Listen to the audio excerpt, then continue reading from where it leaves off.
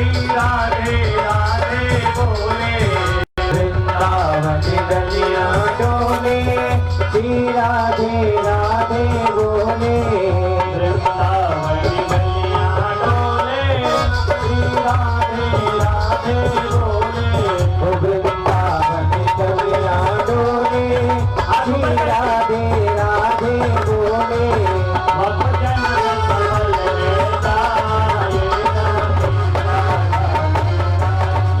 भक्तजन सबल जाए, जमेला राधे राधे, वृंदावन धाम पाए, राधे राधे,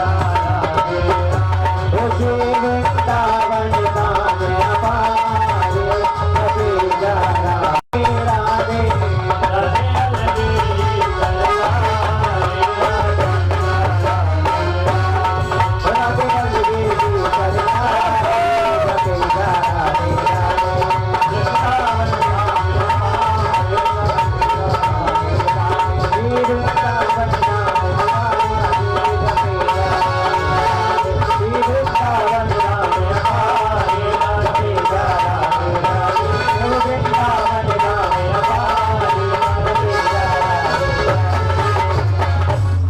बोलिए वृंदावन बिहारी लाल की जय हो, श्री बांके बिहारी लाल की जय हो।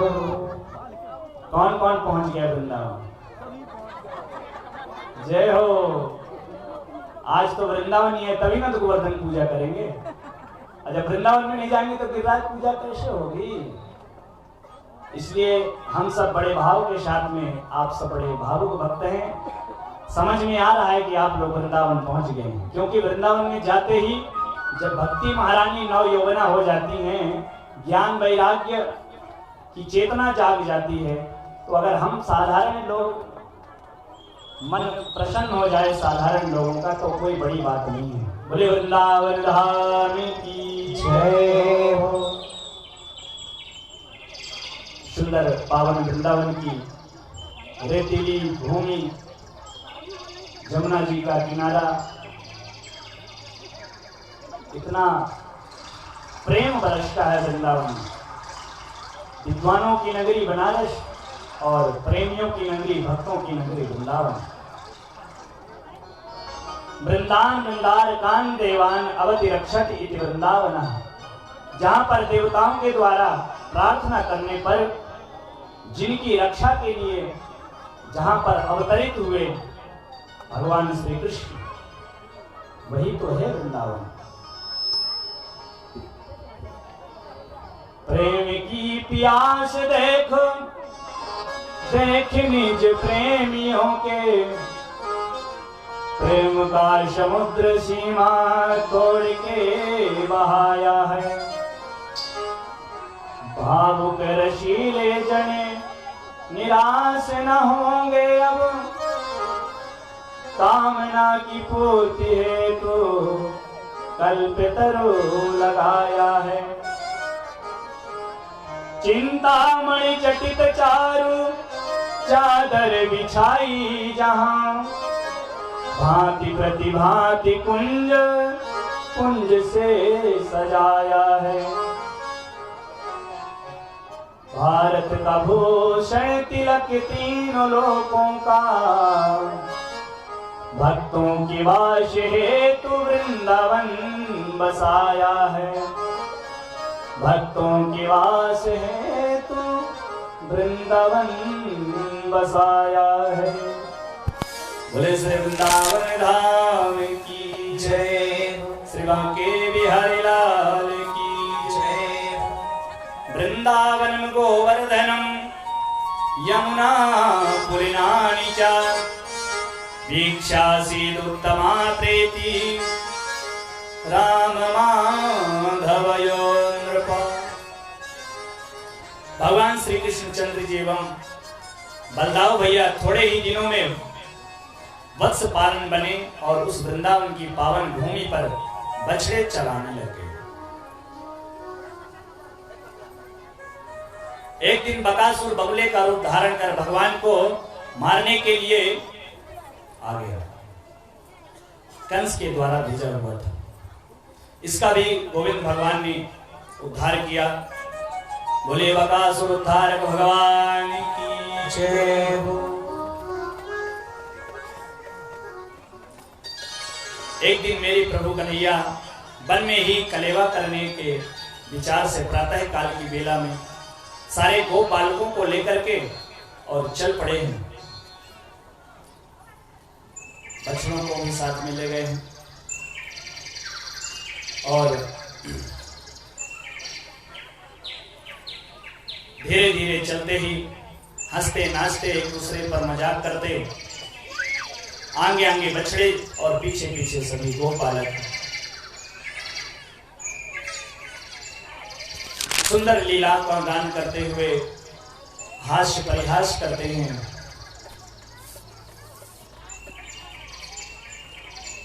खेल रहे थे, उसी समय एक साथ अचानक से अघासुर नाम का एक दैत्य वहां पर आ जाता है। यह पूतना का छोटा भाई था। अजगर का रूप लेकर आया, 1 योजन लंबे चौड़े बड़े पर्वत के समान विशाल रूप धारण किया। नीचे का छोड़ पृथ्वी का पूरा मुंह फाड़ करके बैठा। मुंह के भीतर घोर अंधकार था महाराज। जीभ एक चौड़ी लाल सड़क के समान दिख रही थी। विशाल काय शरीर ग्वाल वालों ने देखा, यह कोई गुफा सी लग रही है। प्रवेश कर गए। कन्हैया ने मना किया, मत जाओ, क्या जरूरत है। लेकिन वो बालक माने नहीं। जब भगवान की और गुरुओं के नहीं मानते तो हमें बहुत कष्ट में पड़ना पड़ता है। वो बालक बड़े भाव से उस अघासुर के मुख पर घुस गए और देखा तो बड़े बड़े दांत थे उसके। सोचा यह सीख है, कोई अगर इस गुफा में घूमने आए तो अपनी भोजन प्रसादी लटका दे, अपनी डंडा बकुली और ऐसे जाए। आज भी मथुरा में जाते हैं ना दर्शन करने, तो वहां लॉकर है, जो मोबाइल पर्स वगैरह रहता है वहीं पर रख दिया जाता है, फिर अंदर दर्शन करने जाते हैं। तो सोचा कोई ये प्राकृतिक गुफा होगी तो शायद ये सामान रखने के लिए खूंटी है, वहां पर अपने भोजन को लटका करके अंदर प्रवेश कर गए उस गुफा के अंदर। गुफा का है वो विशाल काय शरीर अघासुर का, और वह अघासुर आंखें मिलमिला रहा था, देख रहा था कन्हैया को इस गुफा में प्रवेश करे और मैं अपने मुख को बंद कर दूं। जैसे ही कन्हैया ने देखा अगर ये गो बालक अंदर घुस जाएंगे तो पता नहीं इनके साथ कुछ अनर्थ ना हो जाए, इसलिए भगवान से भी नहीं रहा गया, वह भी पीछे पीछे प्रवेश किए। जैसे उन्होंने प्रवेश किया महाराज, अघासुर ने अपना मुख बंद करना प्रारंभ किया और मुख बंद जैसे ही किया तो सब गो बालक एकदम से छटपटा गए। लगा कि ये तो सब इनका गोविंद आए, मौन हो गए। कन्हैया ने थोड़ी देर तक अपनी सांस को रोका, इसके बाद में विशाल काय शरीर को बनाया और इतना विशाल शरीर बनाया कि उस अघासुर का कंठ अवरुद्ध हो गया और उसके प्राण पखेरु हो गए। बोलिए अघासुर उद्धारक भगवान की जय हो। विशाल काय शरीर भगवान ने उसके मुख को फाड़ा और सभी गो बालकों को बाहर निकाला।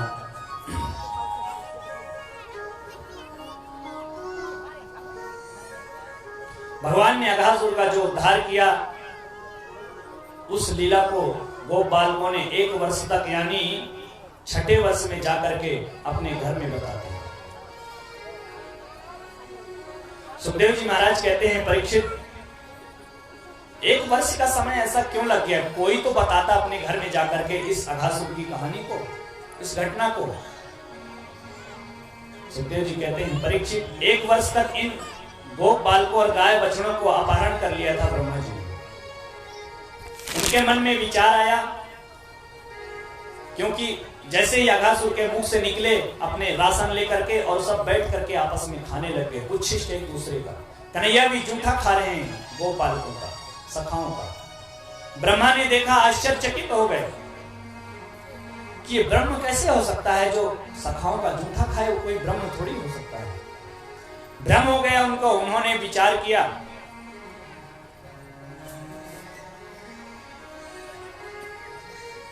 निश्चित कोई असाधारण जीव है और हम इसमें मोहित हैं। ये अगर ब्रह्म होगा तो यह समझ ही जाएंगे।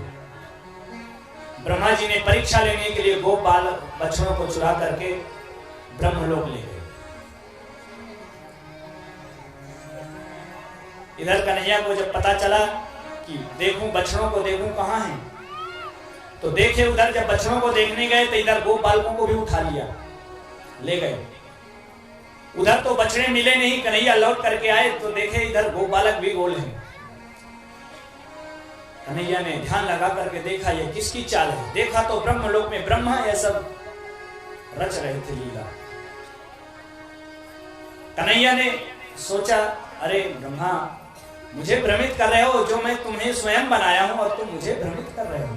भगवान ने वैसे ही गोप बालकों को उत्पन्न कर दिया अपनी दिव्य शक्ति से। वैसे ही गोप बालक और बछड़े उत्पन्न कर दिए। और जब घर को जाते वही गोप बालक बछड़े तो इतना प्रेम उमड़ता, बड़े भावुक होकर के बछड़े अपनी मां का दूध पान करते। जो गोप बालक थे अपनी मां से बहुत स्नेह प्रेम करते, उससे भी ज्यादा जो पहले कर रहे थे उससे भी ज्यादा प्रेम हो गया माताओं का अपने बच्चों पर और बच्चों का अपनी मां पर। इतना प्रेम कि यह लीला समझ नहीं आई।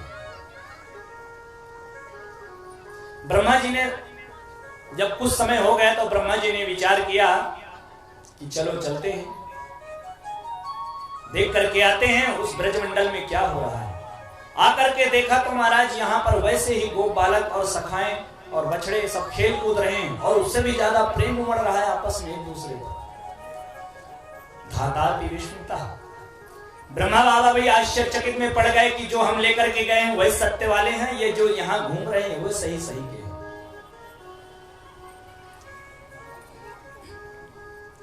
विचार किया।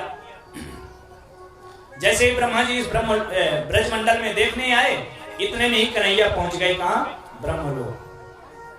ब्रह्मलोक जहां पर ब्रह्मा जी का स्थान था, वहां पहुंचे और द्वारपालों को सावधान कर दिया, बहुत बहरूपिया ब्रह्मा घूम रहे हैं, ध्यान रखना कोई भी प्रवेश न कर पाए, मैं अंदर जा रहा हूं। ठीक है स्वामी, आपका आदेश है, हम नहीं आने देंगे। ब्रह्मा का ही रूप बना करके भगवान श्री कृष्ण उस ब्रह्मा के पद पर जाकर के बैठ के और उधर संचालित करने लगे। सभी गोपालकों ने देखा जो वहां पर थे, उन्होंने देखा अरे ये तो कन्हैया के स्वरूप में, ये कैसे ब्रह्मा है, थोड़ा अंतर सा समझ में आ रहा है। इतने की ब्रह्मा जी ने देखा चलो अब चलते हैं अपने ब्रह्मलोक, इधर की लीला तो देख ही लिए। गए उधर तो द्वारपालों ने रोक दिया, ब्रह्मा जी को ही रोक दिया। क्यों? क्योंकि भगवान स्वयं ब्रह्मा बन करके वहां बैठे हुए अंदर।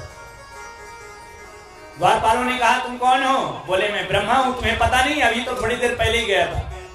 ओहो झूठ बोल रहे हो, हमारे स्वामी तो ब्रह्मा जी तो अंदर हैं और उन्होंने कहा है बहुत बहरूपिया ब्रह्मा घूम रहे हैं, अंदर ना एंट्री देना। ओहो ब्रह्मा जी सोचे, आश्चर्य में पड़ गई है, कौन सा ब्रह्मा आ गया है अंदर? ब्रह्मा तो मैं हूं। बोले तुम कौन से लोग के ब्रह्मा हो? यहाँ तो रोम रोम में हमारे स्वामी के ब्रह्मांड है। ये जो ब्रह्मांड दिख रहा है ना, ये एक ब्रह्मांड नहीं है, करोड़ों ब्रह्मांड है। भगवान के रोम रोम में एक एक ब्रह्मांड है। वो द्वारपालों ने कहा तुम कौन से लोग के ब्रह्मा हो? आश्चर्य में पड़ गए, अरे भैया कोई बात नहीं, ऐसा करो वही असली वाले ब्रह्मा के ही दर्शन करा दो मुझे। समझ गए कि ये कुछ न उसी की लीला है लगता है। जैसे ही गोपालक अंदर गए और कहा कि प्रभु एक दूसरा बहरूपिया ब्रह्मा है, आपने ठीक बता दिया, तो वह आपके दर्शन करना चाहता है।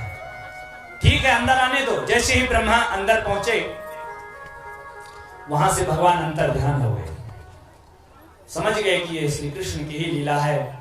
आए ब्रजमंडल पे आकर के भगवान की सुंदर स्तुति करते हैं ब्रह्मा जी। महाराज 40 श्लोकों में स्तुति किया है ब्रह्मा जी ने, लेकिन नौमीड्यते ब्रवपुषे तटिदंबराय गुंजावतंस परिपृच्छल सन्मुखाय वन्यस्रजे कवलवेत्र विषाण वेणु लक्ष्मण श्रिये मृदुपते पशुपांगजाय। पशून धेनुन पाति इति पशुपानंदः तस्य अंगजाय इति पशुपांगजाय। गायों का पालन करने वाले पशु पालक नंदराय श्री तस्य अंगजाय, उनके अंग से उत्पन्न श्री भगवान श्री कृष्ण। ऐसे परम पुरुष परमात्मा श्री कृष्ण मैं आपको नमन करता हूं, प्रणाम करता हूं। मुझसे भूल हो गई, हमने आपकी परीक्षा ली, मैं आपकी उस दिव्य शक्ति को नहीं पहचान पाया हूं। 40 श्लोकों में स्तुति किया ब्रह्मा जी ने, इसके बाद में भी भगवान प्रसन्न नहीं हुए। मेरे गोविंद एकदम शांत भाव से खड़े हैं और ब्रह्मा जी स्तुति पर स्तुति करते जा रहे हैं। वरम वृंदारण्ये श्रृंगारत्वं वाद्याम्यहम् नहि वैश शक्तिं मुक्तिं शिलात्वं या प्रयच्छति। हे प्रभु, मुझे वृंदावन का शियार ही बना दो। शियार ना बना सको तो फिर मुक्त नहीं कर सकते हो, तो प्रभु मुझे उस ब्रजमंडल की धूल ही बना दो, लेकिन इस ब्रजमंडल से मैं बाहर नहीं जाना चाहता हूं।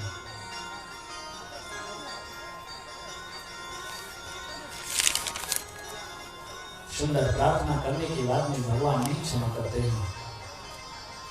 आगे चल करके भगवान ने धेनुकासुर का वध करते हैं और उसके बाद में कालिया पर भगवान कृपा करते हैं। जमुना के जल को विषैला करता है कालिया, और उस विषैले जल को मुक्त करने के लिए भगवान ने काली मर्दन लीला की। काली मर्दन लीला करके भगवान ने उस कालिया को समझाया, तुम इस जमुना को छोड़ करके अन्यत्र कहीं जाकर बस जाओ। उसने बताया, नहीं, मैं कहीं बच नहीं सकता हूं, मुझे गर्म खा लेगा। भगवान ने कहा, अपने चरण चिन्ह उसके ऊपर जब रखे तो भगवान ने कहा, मेरे चरण चिन्ह तुम्हारे सिर पर पड़ चुके हैं, तुम दीक्षित हो चुके हो, मेरे शिष्य हो गए हो। अब जैसे बिना स्वामी के जब कोई घूमता है, बिना मालिक के कोई फौज होती है, वो स्वतंत्र होती है, उसको कोई भी मार देता है। जैसे बिना मालिक का कुत्ता हो, उसको कोई भी पीट देता है ना। लेकिन जब कोई उस कुत्ते का मालिक हो जाता है तो कोई हाथ नहीं लगता, डरता है कि उसका स्वामी वही है, मारेगा। ऐसे ही जब हम बिना मालिक के फौज जैसे भ्रमण करते हैं तो हम पे अन्य प्रकार की बाधाएं आती रहती, कोई भी प्रताड़ित करता रहता है, किसी प्रकार से भी हम समस्या में ग्रसित रहते हैं। लेकिन जब हम गुरु रूपी एक मालिक को बना लेते हैं और कंठी ले लेते हैं, शिष्यत्व भाव अपना लेते हैं, तो फिर भगवान की कृपा अनायास ही हो जाती है। भगवान ने कालिये के सिर पर पैर रख करके अपने चरण चिन्ह को रख दिया है सिर पर, जिससे काली पर कृपा हुई। उसने प्रार्थना किया और उसको आशीर्वाद दिया, जाओ तुम। बोले, हम कहाँ जाएं, कहीं पर मुझे जगह नहीं है। तो बोले, मेरा आशीर्वाद है और तुम जाओ रमणक द्वीप पर निवास करना, जहाँ पर नाग लोक है, जहाँ पर सभी बड़े बड़े जो नाग हैं वो वहाँ रहते हैं। उस रमणक द्वीप में जाकर कालिये रहने लग गए। जमुना जी के जल को शुद्ध किया है। बोले जमुना महारानी की जय।